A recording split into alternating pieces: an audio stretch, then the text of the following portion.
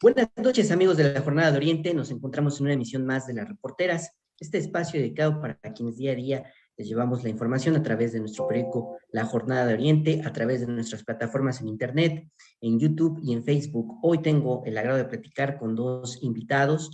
Uno es Jaime Arévalo Cardoso, director regional de Conducef, y con José Luis González Torreblanca, docente de la UPAEP y experto en sistemas. Y con ellos vamos a platicar sobre un tema que ha tomado revuelo en las últimas semanas, en los últimos meses, en el contexto de la epidemia de COVID-19, que es el asunto de los ciberfraudes y toda la gama de ciberfraudes que hay.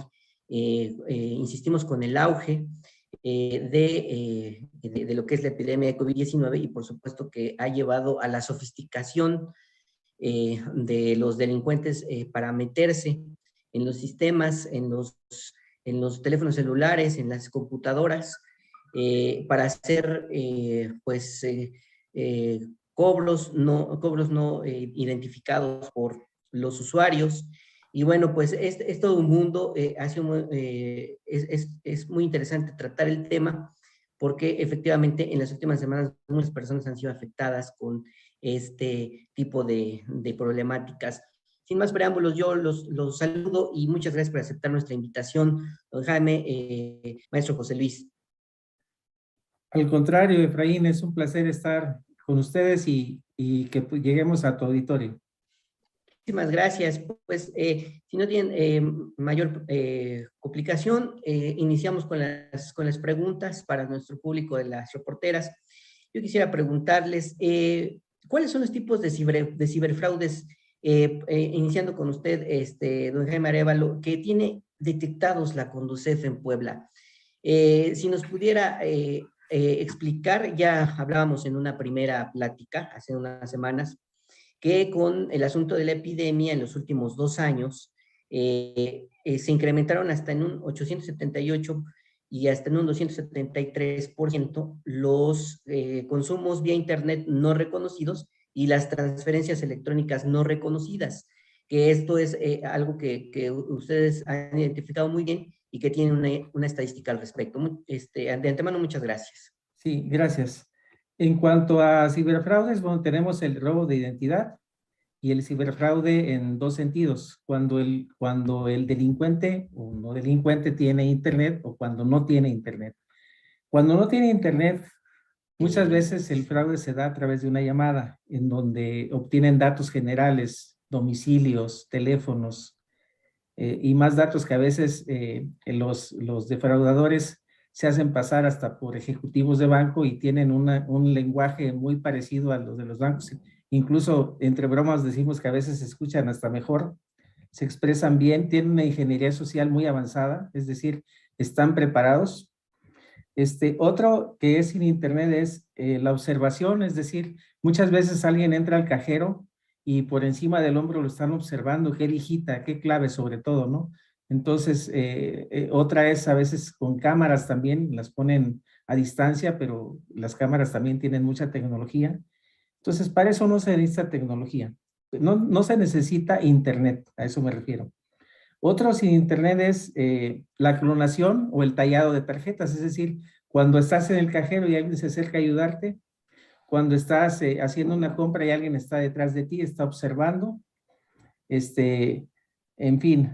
Y ya con Internet nos puede explicar mejor quien nos acompaña, José Luis, pero sí te comento que es muchas veces a través de una llamada, te piden datos, te sacan verdades a través de mentiras. La otra es que recibas un mensaje en tu celular, en tu Facebook, que adquiera vínculos. Cada uno tiene su nombre técnico, ¿no? Es spam, spin, phishing.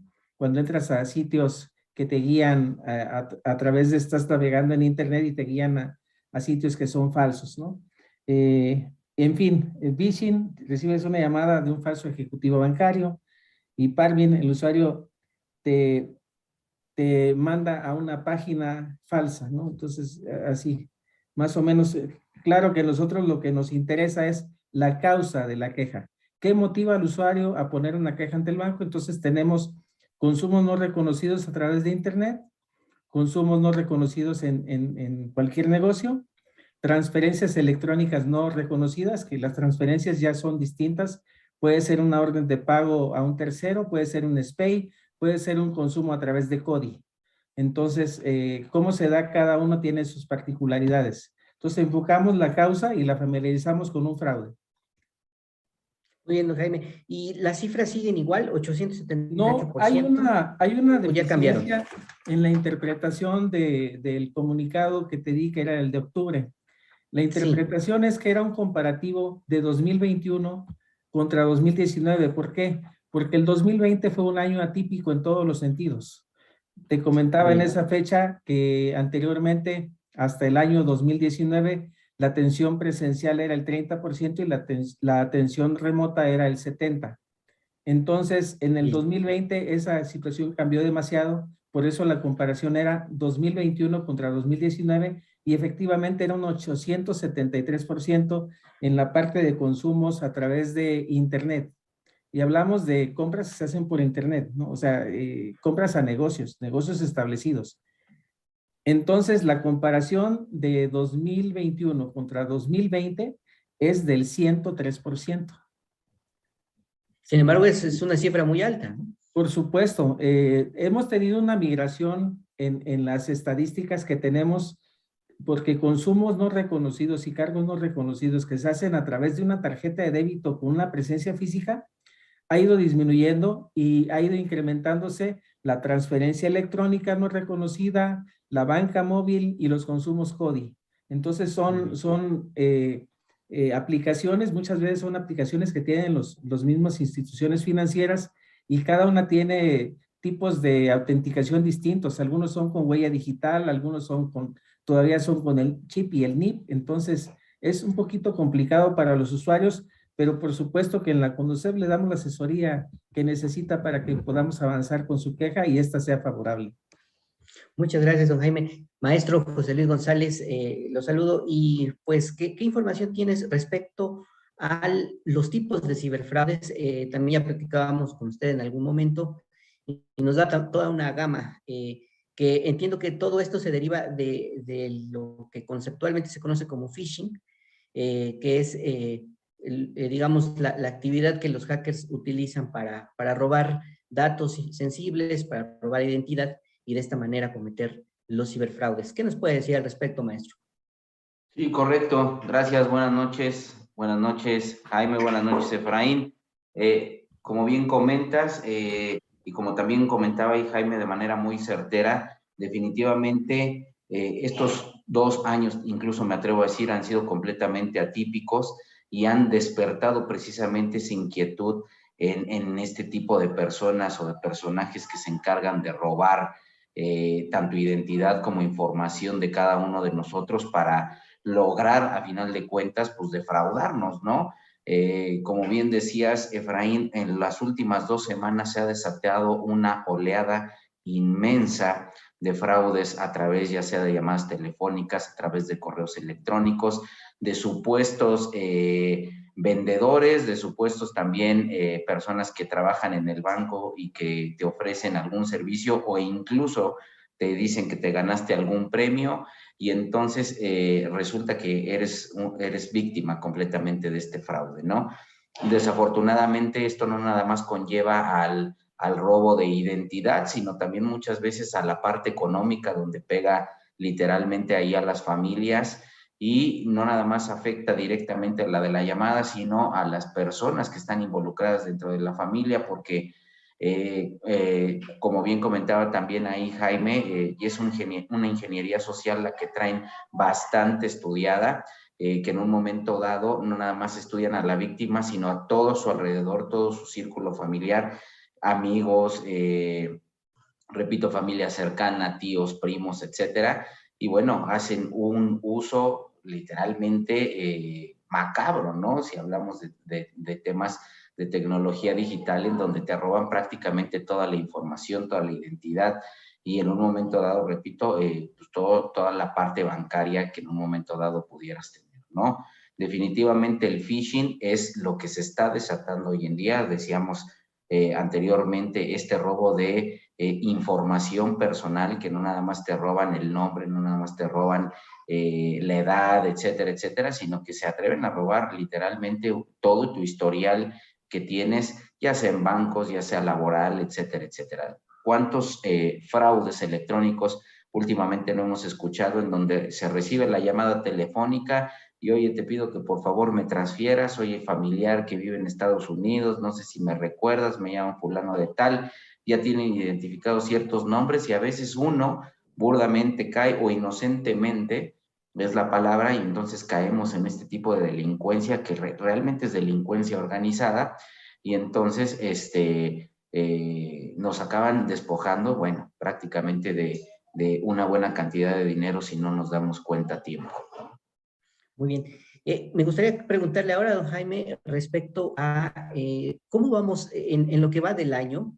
No sé si ya se midió por parte de la Conducef en cuanto a transferencias electrónicas no reconocidas y, digamos, estas dos modalidades, transferencias electrónicas y consumos vía Internet no reconocidos. No sé si tenga el dato a la mano de cómo vamos en este inicio de año, porque vemos que la cuesta de enero le está pegando mucho a la gente, no solamente por la falta de dinero, sino que también, insisto, en estas últimas semanas hemos conocido de muchos casos de ciberfraudes. No sé si lo tenemos medido, don Jaime. No lo tengo medido, pero hablemos del número de quejas que recibimos vía remota. Sí. Comentaba que en el 2019 el 70% era presencial y el 30% era remota. El día de hoy estamos totalmente a la inversa. Tenemos un 85% de atención remota y un 15% de atención presencial. Entonces, sabiendo que el 60% de los asuntos tienen que ver con consumos no reconocidos y cargos no reconocidos, entonces te puedo decir estadísticamente que tenemos el crecimiento ha sido mayor en porcentaje en transferencias electrónicas y consumos a través de CODI. Estamos detectando unas nuevas modalidades donde no solamente hacen el fraude por la transferencia, sino que además, usando las aplicaciones de los bancos, disponen de créditos. Después de disponer de créditos, hacen la transferencia. Entonces ahí tenemos ya dos temas distintos, pero enfocados en un mismo origen. El origen es el fraude, el robo de datos o el engaño en el que caen las personas, ¿no? También estamos cayendo en otro tema que es también relevante, donde hay personas que no solamente están robando datos de personas físicas, sino también de instituciones financieras, sobre todo de SOFOMES, no mineras.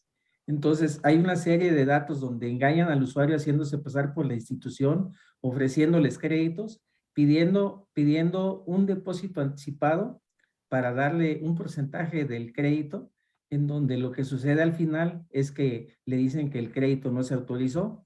Entonces, cuando ven, se trata de un fraude también, al hacerse pasar, y sobre todo a través de mensajes de Facebook, mensajes de WhatsApp, se dan a conocer como una institución financiera, y ahí la sugerencia para los usuarios, para los clientes de los bancos es que antes de hacer cualquier tipo de operación, consulten la página de Conducef, se llama CIPRES, en la parte que deben consultar, donde está el registro de instituciones financieras que están legalmente supervisadas por la Conducef, primera. Y segunda, si alguien les pide un anticipo, pues es un semáforo rojo de una vez. Los bancos no piden anticipos para dar un crédito. Resulta ilógico que si tú quieres un dinero, tengas que estar pagando antes para que te lo den. Don Jaime, nos llama mucho la atención esta nueva modalidad que nos llama. ¿Cómo puede solicitarse un crédito a través digamos, vía electrónica? ¿Y qué información tienen estas personas que son capaces de que se las acepten los propios instituciones bancarias? Bueno, las instituciones bancarias tienen diferentes tipos de vender su banca electrónica. La banca electrónica es multiusos. Se pueden hacer depósitos, traspasos entre cuentas propias, traspasos a terceros, órdenes de pago, space, hasta pago de impuestos, etcétera. Pero la forma en cómo accesan a las páginas, ahí viene algo que comentaba, o sea, son las medidas de autenticación. Una medida de autenticación es la huella digital. Por ejemplo, hay bancos en los que para retirar ya no necesitas ni identificarte, basta tu huella digital. Hay otras aplicaciones que leen tu rostro, ¿sí? Entonces, esas, ¿cómo las vulneran? Yo creo que ahí nos podría ayudar mucho el profesor José Luis, experto en la materia, pero no identificamos cómo. Pero yo sí he detectado otra cosa que como no hay elementos que digan es cierto, es cómo se fuga la información. O sea, cómo es que una persona recibe una llamada de alguien que tiene su número de teléfono, tiene su nombre y tiene un crédito autorizado. Entonces ahí me genera una sospecha sobre de dónde sale la información, pero es algo que no se puede afirmar porque no se tienen pruebas de eso. No nos corresponde. Nosotros atendemos solamente las quejas sobre la institución financiera, porque hay muchas veces eso que comentaron hace unos minutos de que obtienen datos del familiar, le piden prestado, pues ese es un asunto que no tiene que ver con Conducef porque prestan un dinero a través de una llamada que reciben y no es porque una institución financiera tengan algo que aclarar con ella. Claro. Me gustaría preguntarle, a reserva de que podamos platicar con el maestro José Luis sobre cómo opera un hacker. Si ha escuchado hablar, y bueno, no sé, entiendo que quizá no sea mucho de la competencia de Conducef, pero esta semana hemos sabido de una nueva modalidad de ciberfraude, que consiste en que se clonan las cuentas de WhatsApp de las personas y a través de esas se pide dinero, como ya decía el maestro José Luis, a los contactos del usuario. ¿Qué información tiene la Conducef? Si bien entiendo que no podría ser tanto su competencia porque no está relacionado con una institución bancaria, pero saber si ya han conocido de estos casos que han aumentado de manera significativa en las últimas semanas. Sí, bueno, es de conocimiento público porque esa noticia salió en la televisión, si no me equivoco, y así la vi. Pero también nos las comentan los usuarios. Simplemente que hay asuntos que no nos corresponden, no son nuestra competencia, que sería ese sentido. Aquí nos ayudaría mucho José Luis, cómo roban los datos de todos los contactos que tiene una persona y les hacen llamadas haciéndose pasar por el verdadero dueño del número y piden dinero. No todos caen, obviamente. Hay alguien que dice primero confirmo y luego hago lo que tenga que hacer, pero hay alguien, como dijo la palabra inocentemente, cae en el engaño y es defraudado de esa manera, ¿no? La otra es cuando el usuario llega y dice, es que yo pedí un crédito de 50,000 pesos y ya les deposité 15 porque me dijeron que había que pagar el seguro, que había que pagar la investigación y ya me dijeron que no me lo van a dar y ahora resulta que no me quieren ni devolver el dinero y me dicen que si les sigo insistiendo me van a denunciar. Entonces se vuelve una operación inversa, pero efectivamente no hay cómo porque no es una institución financiera, por lo tanto no tenemos facultades ni atribuciones para hacer ese tipo de reclamaciones. Muy bien, maestro José Luis, ¿qué sabe de esta nueva modalidad de clonación de cuentas de WhatsApp? Y esto propicia que les pidan dinero a los contactos de la persona que ha sido afectada. Y no sé si nos pudiera platicar cómo funcionan, cómo hacen los hackers para clonar una cuenta de WhatsApp. Correcto, sí, con todo gusto, Efraín.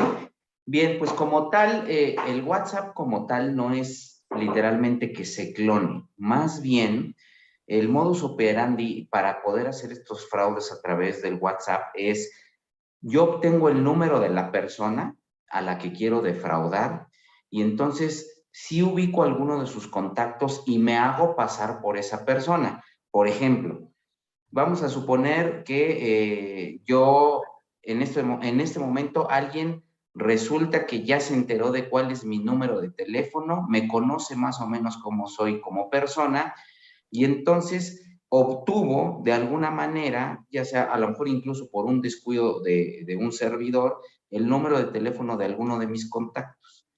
Y entonces contacta a esta persona y le dice, oye, soy José Luis, fíjate que me robaron mi teléfono celular, pero este es mi nuevo número, guárdalo por favor. Sucede el evento y a lo mejor a las 3 horas, hola, ¿cómo estás? Soy José Luis, ¿te acuerdas? Ah, sí, dime, ¿qué pasó? Y entonces empieza todo el proceso del fraude.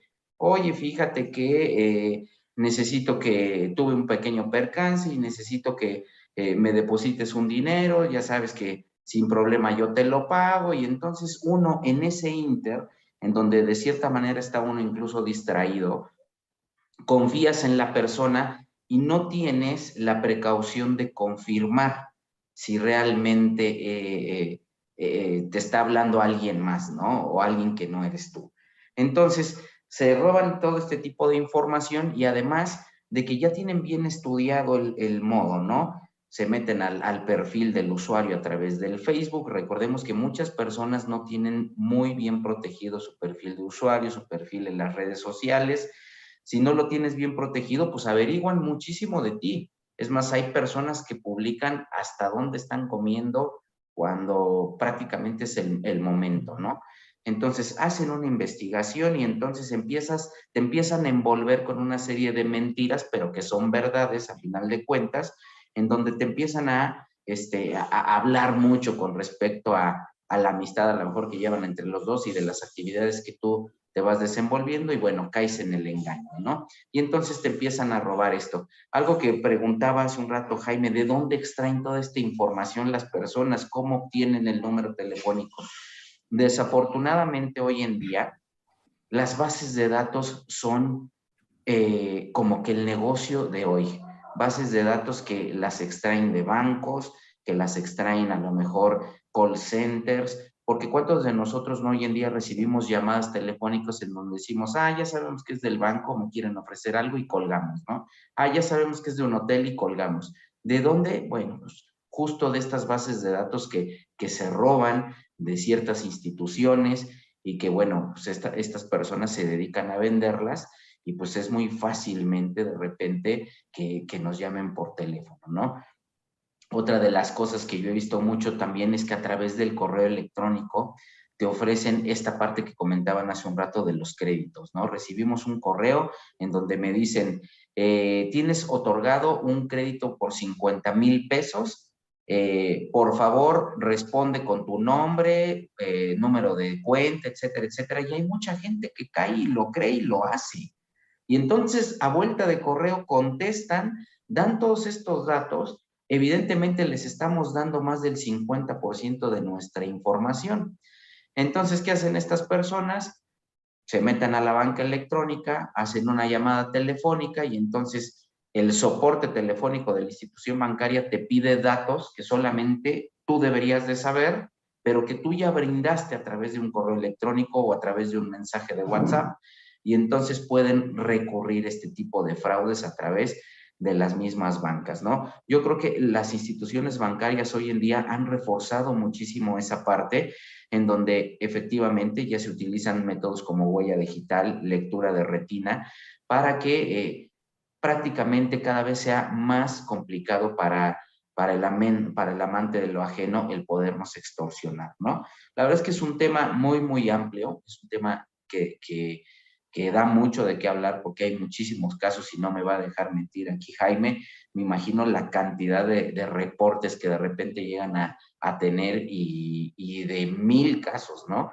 Pero repito, la parte en donde voy a resumir rápidamente qué es lo que hace un hacker. Bueno, pues un hacker crea como tal un algoritmo, el cual te permite robar mucha información de manera personal. ¿Dónde se aloja este algoritmo o virus, si lo queremos ver un poco más coloquial? Regularmente lo tienen conectado a un servidor de internet. Tú llegas a un aeropuerto, llegas a una terminal de autobús, a un parque ahorita que está muy, muy de moda, que te puedes conectar casi en cualquier parte, y entonces te cuelgas inmediatamente de la red que tienes gratuita, pero realmente tú no sabes quién está del otro lado de la pantalla robándote tu información, ¿no? Entonces, aquí es donde más recurre este tipo de robo de información, cuando nos conectamos a una red que no conocemos. Muy bien, pues seguimos platicando en esta emisión de Las Reporteras con Jaime Arévalo Cardoso. Él es director regional de Conducef. Bueno, cabe hacer la aclaración que está al frente de varios estados, no solamente Puebla, sino es una región de prácticamente el sur-sureste del país, así que es muy grande digamos, el área de contención que tiene don Jaime Arévalo Cardoso como director regional. Y también hemos platicado con el maestro José Luis González Torreblanca, docente y experto en sistemas.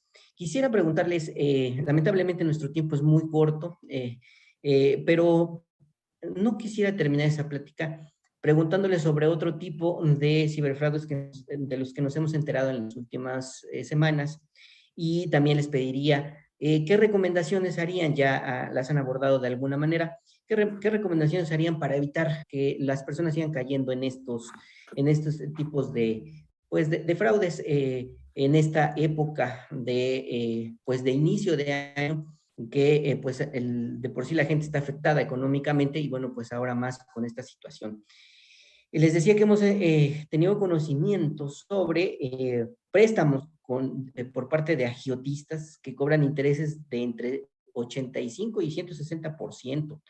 Saber si en la Conducep les han ya llegado estos casos, independientemente de que tengan o no algún tipo de injerencia para resolverlos, y en qué medida, don Jaime, y saber si también el maestro José Luis sabe de este tipo de fraudes también muy recurrentes en las últimas semanas. Sí, muchas veces no es que sea un fraude, sino que se abusa de la necesidad económica de las personas. Sí, es un tema diferente. Por ejemplo, podemos hablar de casas de empeño, donde el valor de lo que quieres empeñar te dan máximo un 50%, y eso es mucho, y a unas tasas estratosféricas muy diferentes de cualquiera, ¿no? Se habla últimamente del fraude, el crédito para auto andando, auto rodando, es decir, te dan el crédito por el valor de un 40% de la unidad, y si en 3 meses tienes un atraso, prácticamente te lo quieren embargar. Entonces, hay que cuidar esa parte, pero es un abuso. Ahora, también hay instituciones financieras, SOFOME sobre todo, donde tenemos tasas de interés para una tarjeta, puede ser hasta del 120%, y en un banco puede ser del 40% o menos. Entonces, así está regulado, así son las reglas. Lo que cuidamos es que la institución sí esté registrada en nuestra parte de CIPRES, en la página de Conducep. Ahí lo pueden validar. Las casas de empeño también las regula Profeco, y los créditos entre personas no hay cómo, es decir, por la necesidad a veces recurres a un amigo, a un familiar que te cobra el 100%, y no en un año, sino en un mes. Entonces, es increíble, pero la gente está con la necesidad urgente de dinero, cae en esas cuestiones, ¿sí? ¿Cómo hacer para proteger? Lo mencionó ahorita el maestro José Luis. Se evita usar computadoras públicas, entra solo a links seguros, donde tú dijiste, si te hablan del banco, te dicen hablar del banco, no la atiendas, y entonces mejor tú devuélvele la llamada al banco. Los usuarios saben sus claves, saben los teléfonos de atención a usuarios, y ese es el tema. No proporciones números de cuenta, ya también se mencionó, quizás esté haciendo un poquito de resumen. No proporciones números de cuenta, no proporciones claves, mucho menos contraseñas, ¿no? Descarga aplicaciones en tiendas oficiales y de desarrolladores oficiales. Hay cómo identificar eso. Entonces, sí, hay señales también para saber que si está pasando algo. Por ejemplo, consulten su buró de crédito con cierta periodicidad. Puede consultarse una vez al año sin costo. Es muy sencillo, es de autoservicio, está en internet, y entonces ahí pueden identificar si hay algo que no les corresponda, por ejemplo, un crédito. Si les robaron la identidad, van a poder saber si hay un crédito que no les corresponde. Si recibes una tarjeta de crédito que no solicitaste, también es una mala señal. Alguien está usando toda tu identificación, domicilio, referencias, todos tus datos para que el banco la haya autorizado. Y en fin, hay muchísimos tips que hacer. Sobre todo hay que trabajar con una cultura de la desconfianza. Es decir, primero me cercioro de lo que me están diciendo o de lo que quieren saber, y entonces veo si lo hago o no. Sería un comentario, Efraín. Muchas gracias, don Jaime. Y maestro José Luis, ¿qué sabe de estos préstamos con agiotistas y qué nos puede decir para evitar ser víctima de un ciberfraude? Sí, correcto, Efraín. Pues sí, lamentablemente, como bien comenta Jaime, la necesidad a veces es lo que nos obliga a de repente querer confiar en este tipo de abusos, porque no se les puede llamar de otra cosa, y en donde en definitiva, bueno, pues acaba uno pagando los platos rotos por las personas que desafortunadamente lo llegan a necesitar, ¿no? Sí, por supuesto, es un tema que se está viendo últimamente y sobre todo, pues, por el tema económico, ¿no?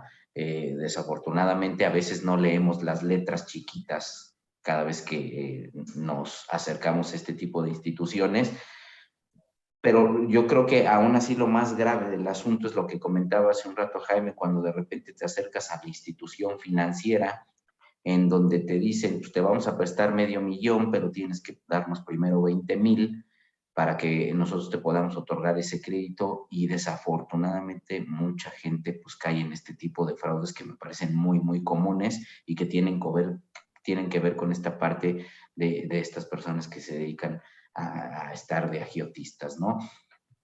Abusan de esta situación y que lamentablemente, bueno, pues acaban perdiendo. Con respecto al tema de las recomendaciones, pues bien, ya hizo un resumen bastante amplio Jaime. A lo mejor lo que yo pudiera agregar y recomendar últimamente, que son temas de pandemia, y cuántos de nosotros no hemos aumentado nuestras compras en casa, ¿no? O desde casa más bien, ¿no? Es la palabra correcta, es decir, nos metemos al comercio electrónico y compramos a través de diversas páginas de internet muchísimos artículos, desde artículos de primera necesidad hasta artículos de lujo, ¿no?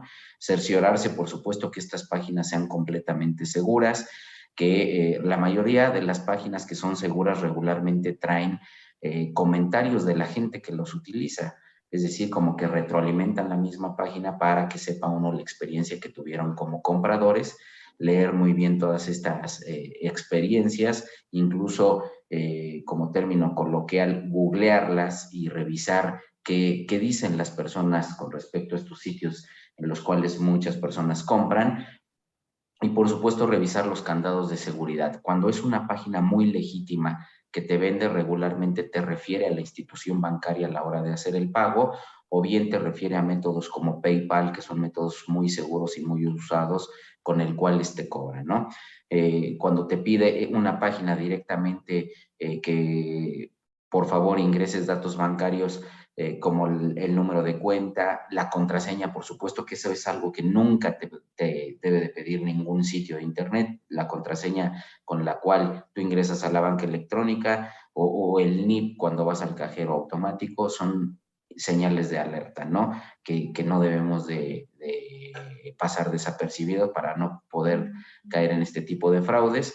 Y bueno, y por último, también como recomendación, es que estemos muy, muy vigilantes, sobre todo de los sitios nuevos que aparecen, ¿no? O de las supuestas ofertas. Oferta, televisión en 5,000 pesos, si es una televisión de 70 pulgadas, bueno, pues también ahí ser un poquito quisquillosos y decir, a ver, no puede ser.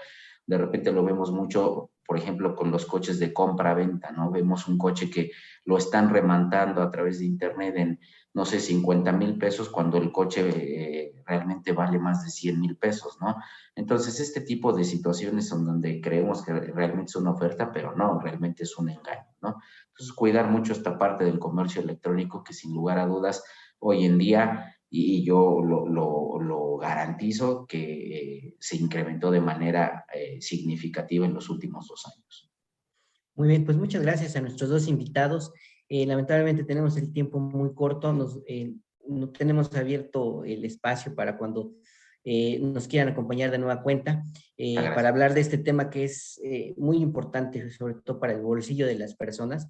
Y de nueva cuenta yo les extiendo nuestro agradecimiento por parte de nuestra casa editorial, y a nuestros amigos de las reporteras. Nos escuchamos y nos vemos en la próxima emisión. Muchas gracias, buenas noches, hasta la próxima. Buenas Muchas noches. gracias, buenas noches, hasta luego.